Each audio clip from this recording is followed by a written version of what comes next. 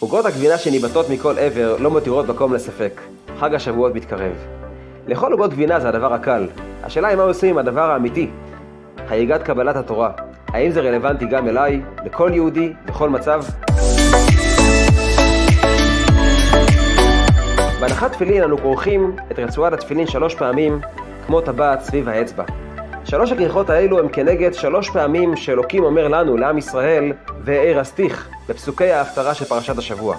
וארסתיך לי לעולם, וארסתיך לי בצדק ובמשפט, בחסד וברחמים, וארסתיך לי באמונה. הקשר בין עם ישראל לאלוקים הוא כמו קשר של חתן וכלה. אבל במקרה הזה החתן לא מסתפק בטבעת אירוסין אחת. אלוקים מעניק לנו 3 וארסתיך, 3 סוגים של טבעות אירוסין. הטבעת הראשונה, וארסתיך לי לעולם, מתארת קשר אירוסין אידיאלי.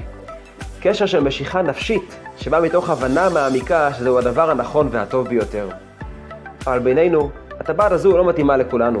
היא שייכת ליחידי סגולה, כאלה שיכולים לעורר בנפשם את המשיכה הזו לאלוקים. לכן, אלוקים הוסיף טבעת נוספת, וארסתיך לי בצדק ובמשפט, בחסד וברחמים. כאן גם מדובר על פעולות פשוטות, כאלו שכל אחד מאיתנו יכול לבצע, לדוגמה בצדק, בנתינת צדקה, שמסוגלת לעורר את הקשר בינינו לבין אלוקים. אבל גם בזה אלוקים לא מסתפק. כי אלוקים לא מוותר על אף יהודי, אפילו על אחד כזה, שאפילו פעולות הוא לא מבצע.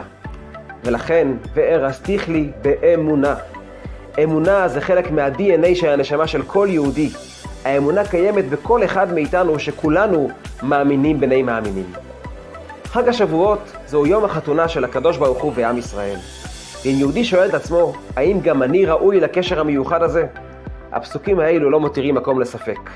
כולנו בתמונה. כל יהודי יכול להיות כלה ראויה. בנתינת הטבעת החתן מתחייב לכלה לדאוג לכל צרכיה. התורה והמצוות הם טבעת הקידושין שאלוקים מעניק לנו לעם ישראל. אנחנו נעשה את החלק שלנו, נוסיף בלימוד התורה ובקיום המצוות.